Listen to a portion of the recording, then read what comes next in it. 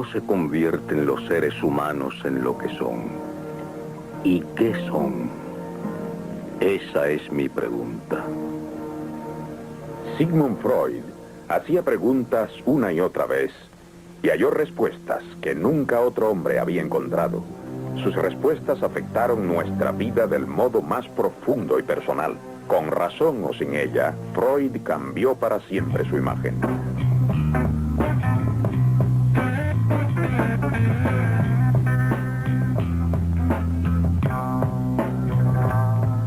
La humanidad siempre reconoció su aspecto espiritual. Yo tuve que demostrar que también había instintos.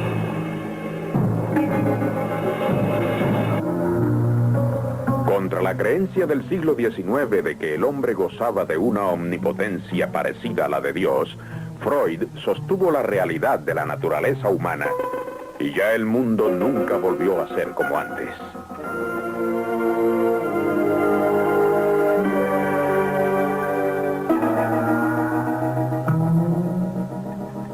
El trabajo de mi vida fue explorar la mente subconsciente del hombre.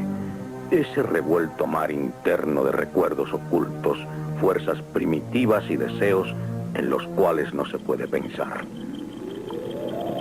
Si no comprendemos el ciego instinto de agresión y los deseos sexuales, vivimos en un mundo de ilusiones desempeñando un papel en una trágica historia de sombras.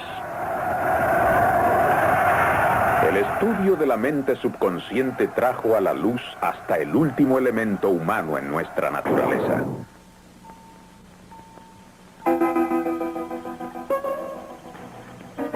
Aún hoy en día las ideas de Freud son alarmantes y radicales e instintivamente nos asustan.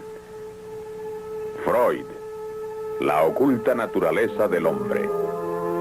Presentada por Learning Corporation of America. Producida por International Cinemedia Center.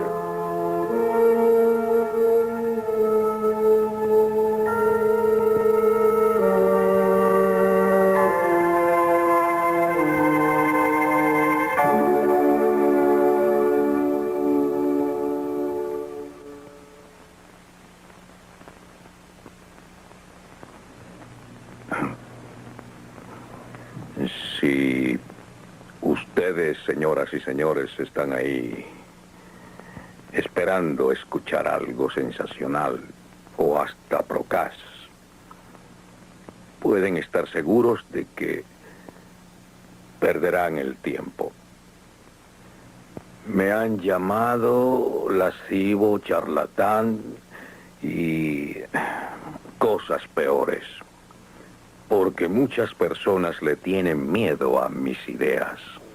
Y cuando sienten miedo, pegan duro. Pero yo sabía que estaba destinado a perturbar el sueño del mundo.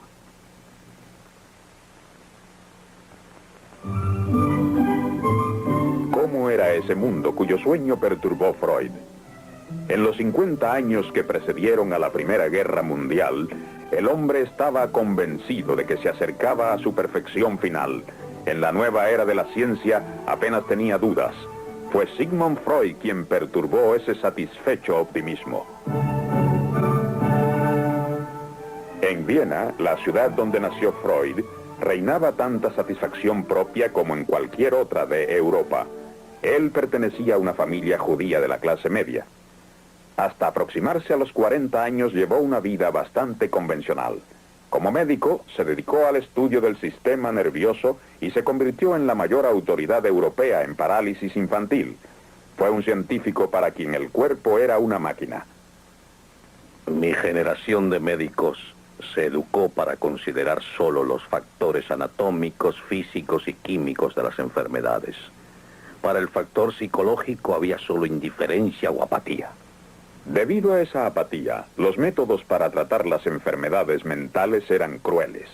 Los médicos solo buscaban causas físicas y daban tratamiento físico. Cuando Freud dejó el laboratorio, descubrió que sus pacientes privados no encajaban en los patrones establecidos. Venían aquí docenas de mujeres día tras día durante años con parálisis, fuertes dolores, vómitos constantes, alucinaciones y graves perturbaciones de la vista y el habla. Naturalmente, yo buscaba causas físicas, pero sin hallarlas. Y ellas sufrían mucho. Los médicos las llamaban histéricas y las despreciaban. Creían que simulaban o imaginaban sus síntomas. ¿Qué podía uno hacer? Joseph Breuer, un amigo y colega, había tenido éxito con la hipnosis. Una de sus pacientes habló libremente de su pasado. Después, su parálisis y dificultades del habla y la visión mejoraron mucho. Ahora sabemos que no fue la hipnosis. Yo descarté eso pronto. Fue el hablar acerca de recuerdos dolorosos lo que alivió los síntomas. Esos recuerdos parecían estar muy ocultos en las mentes de mis pacientes. Señora, ¿no puede pensar en nada? ¿No recuerda nada? Oh, sí, pero... ¿Qué? Piense usted. Se me ha ocurrido una palabra. ¿Una sola? Sí. Pero qué tontería. Dígala de todos modos. Conserje. ¿Nada más? No.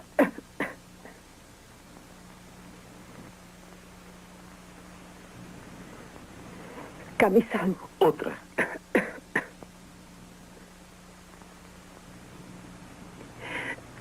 Cama. Mi cama. ¿Qué más? Recuerdo que me dio la impresión de que un demonio se resistía a salir de su cuerpo, porque si salía sería sufrido.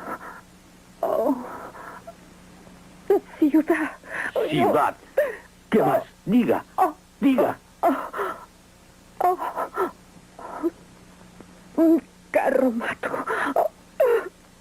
Siga. Siga. Siga.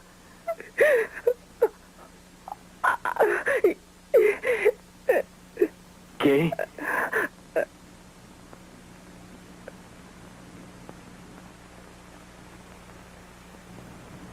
Cuando yo era niña y mi hermana tenía 12 años, ella se volvió loca de pronto una noche y la tuvieron que atar y traerla a la ciudad en un carromato.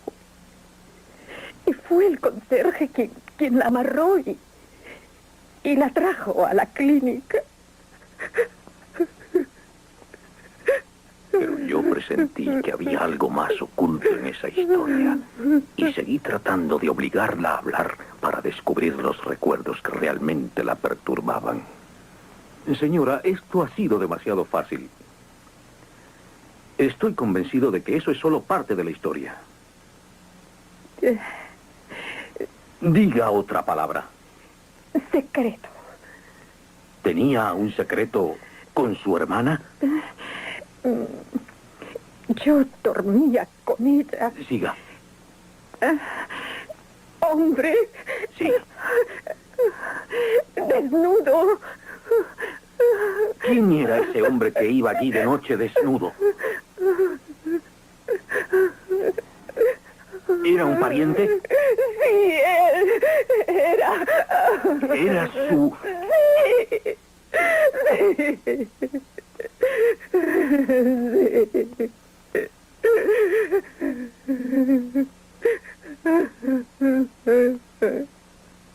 Si nuestra mente subconsciente, sin darnos cuenta, puede tullirnos o cegarnos, qué poderoso debe ser ese subconsciente y qué importante.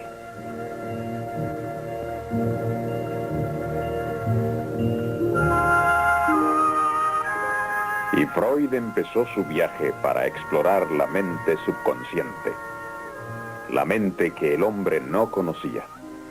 Pero al principio el viaje fue muy penoso. En 1896, Freud habló a los médicos de Viena acerca del origen sexual de la histeria. Reinó el silencio. Fue como si hubiera un muro a mi alrededor. El presidente fue breve. Parece un cuento de hadas científico, dijo. Luego empezaron las insinuaciones acerca de mi moral. En ese tiempo estaba seguro de que mis pacientes eran presa de recuerdos penosos reprimidos en su subconsciente y también estaba seguro de que esos recuerdos reprimidos eran sexuales, casi siempre acerca de la seducción de una niña por su padre. El doctor Breuer no quería aceptarlo. Otros doctores, los más benévolos, me desdeñaron y yo quedé solo. Luego vino una gran desilusión.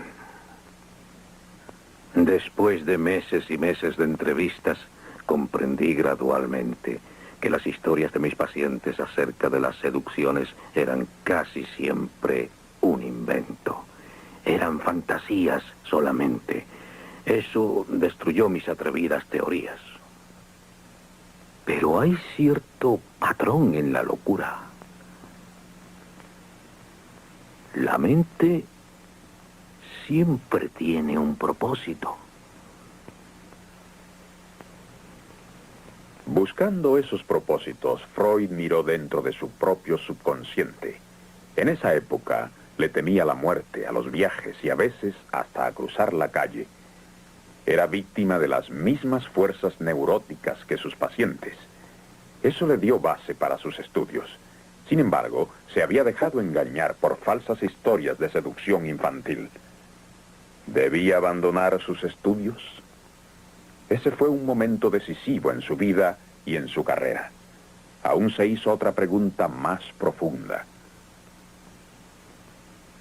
¿Cuál es el propósito de esas fantasías de seducción?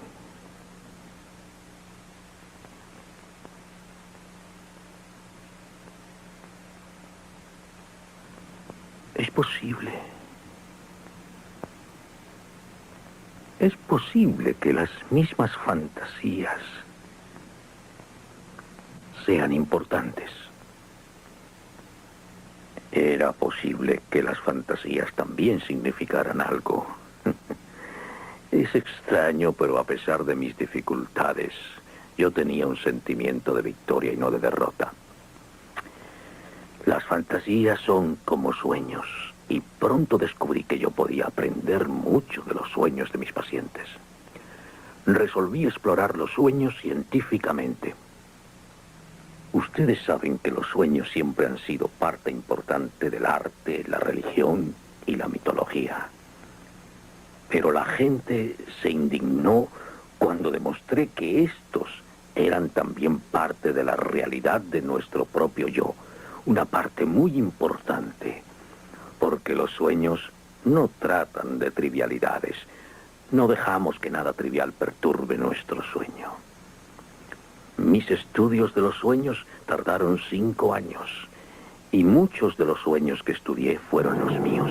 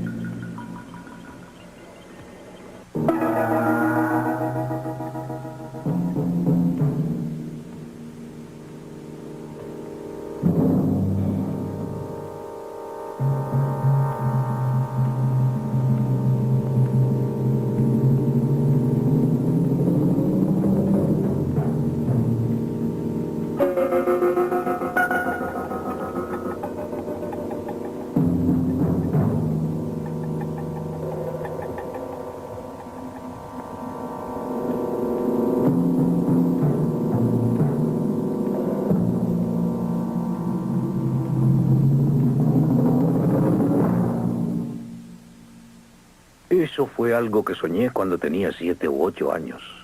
Y fue tan vivo y aterrorizante que lo recordé bien y pude analizarlo años más tarde. Aún en el sueño reconocí la cama de mi madre.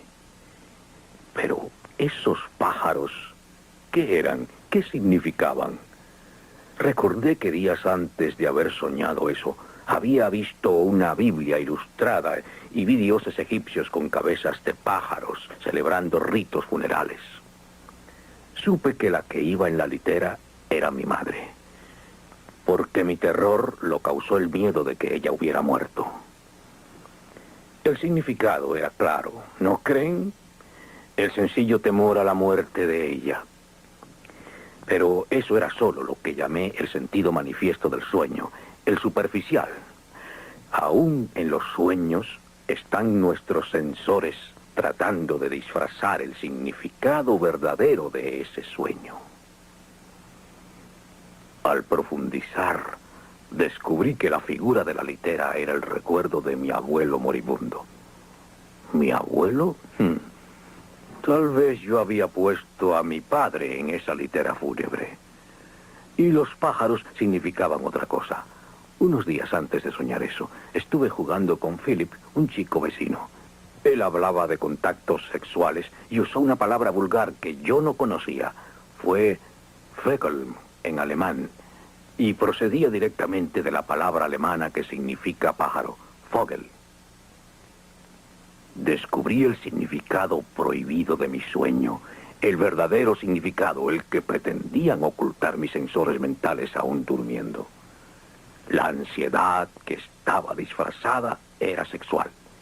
Representaba solo mi deseo de que muriera al fin mi padre y el deseo erótico por mi madre. Trabajando con los sueños de sus pacientes y sus libres asociaciones y con sus propios sueños y asociaciones, Freud desarrolló los principios y técnicas del psicoanálisis. Según Freud, el psicoanálisis prueba que el hombre tiene menos dominio del que cree sobre sus inconscientes impulsos irracionales y primitivos. Esos impulsos, según Freud, se originan en nuestros primeros años. Al contrario de otros animales, el hombre depende de alguien durante casi un cuarto de su vida. En ese mundo de dependencia, sobre todo en los primeros 5 o 6 años, decía Freud, se forma la personalidad del hombre. Psicológicamente, el niño es el padre del hombre. Antes de la época de Freud, apenas se pensaba que el niño tuviera emociones reales, como un adulto. La niñez era algo de sencilla inocencia y felicidad. Freud presentó otro cuadro. El mundo infantil está lleno de emociones. A los humanos les duele que nazca otro niño. Los padres, consciente o inconscientemente, pueden rechazarlo. Según Freud, las relaciones familiares son de competencia. El niño siente deseos y celos constantemente. Los sentimientos de un niño no son infantiles. Son sentimientos de agresión y deseo erótico, y estas intensas emociones, naturalmente, se dirigen primero a la madre. Ella es el primer amor del niño, y esa relación se convierte en modelo para todos sus amores posteriores, ya sea la criatura niño o niña. Según Freud, ese amor erótico no es sencillo. En él hay también agresión, porque muy pronto el niño ve que está bajo el dominio absoluto de su madre. Dice Freud que el padre también provoca fuertes emociones contradictorias. Amor, miedo y odio cuando el niño siente que el padre es el rival que se interpone entre él y su madre. Según Freud, estos primeros conflictos emocionales establecen un patrón en lo profundo de nuestro subconsciente. Amamos a nuestra madre, pero le tememos por su poder sobre nosotros. Y al padre le amamos y le odiamos por robarnos ese amor. Llamé a esto el complejo de Edipo, recordando al trágico rey griego. Todo hombre desea a su madre y quisiera matar a su padre. Cuando Freud iba a cumplir 50 años, recibió el nombramiento de profesor, uno que requería la aprobación del emperador austriaco, y que rara vez se otorgaba a judíos ni a pensadores radicales. Fue como si su majestad de pronto hubiera reconocido la importancia del sexo los ministros hubieran confirmado la importancia de los sueños y el Parlamento, por una mayoría de 2/3, hubiera aceptado la terapia psicoanalítica. Yo era otra vez respetable. Los que antes no querían verme, ahora me saludaban de lejos en la calle. Cuando se conoció la teoría de Freud acerca de la sexualidad en los niños, se le atacó fuertemente por difamar la inocencia infantil. Pero los sentimentales de la era victoriana a menudo tenían hacia los niños actitudes retrógradas, rígidas y hasta crueles. Sobre todo gracias a Freud, vimos a los niños como seres humanos y fuimos menos sentimentales al tratarles, pero mucho más bondadosos que antes. Con sus estudios, Freud desarrolló una teoría de la personalidad humana.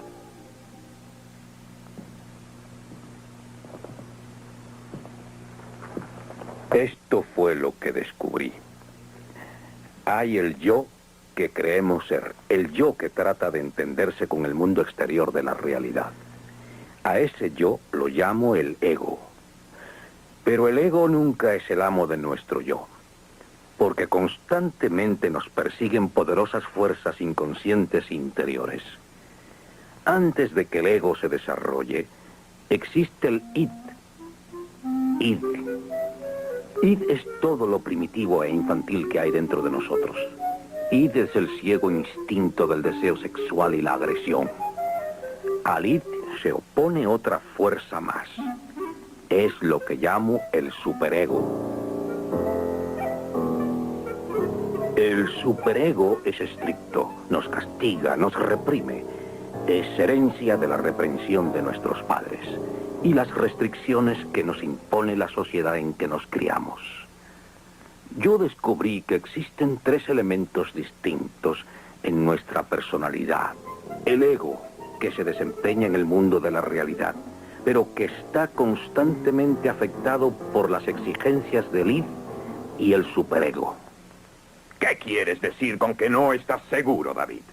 ¿Se comprometió Robertson a hacerlo o no? Dilo de una vez, porque yo quiero saber si puedo contar con él. Pues la verdad es que prácticamente se comprometió y yo creo que no escribió nada. Con que porque no él- escribió nada, ¿eh, David? Y tú confías en Pégale. su palabra. Sí, pégale fuerte. Es igual a tu padre. Debes honrar a tu Debiste padre. pedir que Sí, lo pero- escribiera. No me interrumpas cuando estoy hablando yo.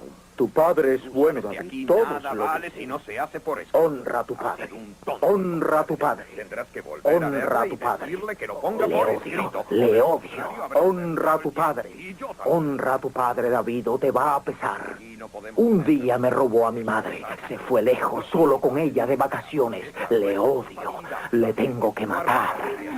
Lo haré. Bien, señor Peters, yo iré a ver a Robertson ahora. Gracias por dejarme explicarlo. El odio de David hacia el señor Peters está basado en su odio inconsciente a su propio padre, por sus celos infantiles, por su complejo de Edipo. Freud dice que si no se conocen esas fuerzas ocultas, estaremos condenados a vivir nuestra vida dramatizando constantemente nuestras relaciones infantiles con nuestros padres.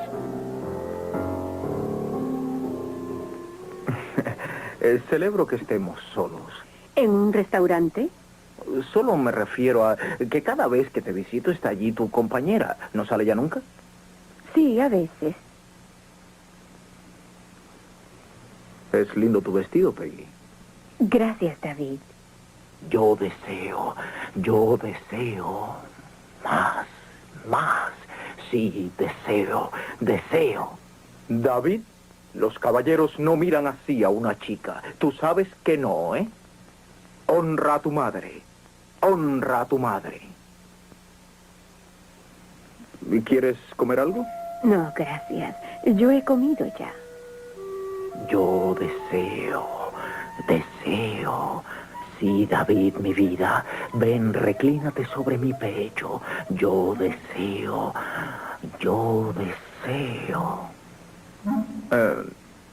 Esto es aburrido, ¿no crees? ¿A dónde iríamos, David? No lo sé. ¿Qué sugieres tú? Pues, ¿Podría ser a mi apartamento?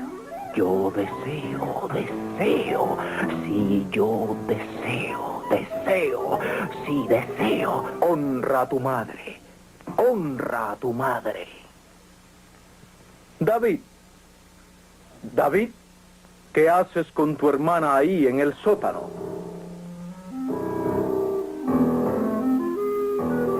Sí, de acuerdo.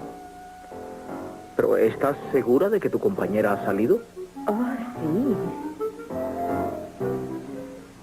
Nuestra relación infantil con nuestros padres, según Freud, gobierna todos nuestros afectos posteriores y a menudo los llena de ansiedad. Sin duda, David conoce muy poco su verdadero yo. La tarea del ego es afrontar el conflicto de las exigencias de la realidad y del id y el superego conservando su verdadero yo.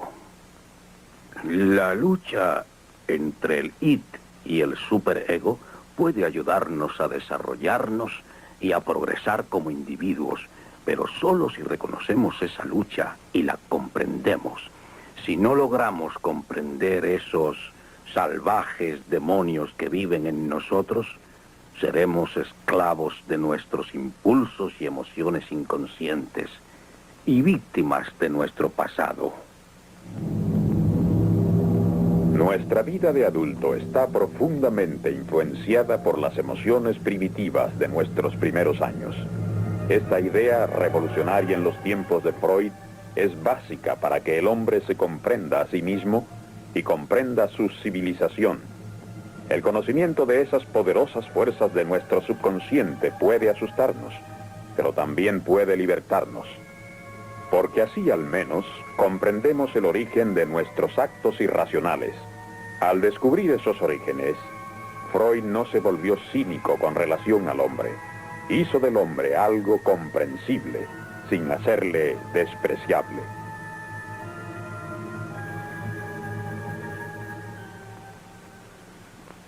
Yo no tengo consuelos que ofrecer, ni esperanzas.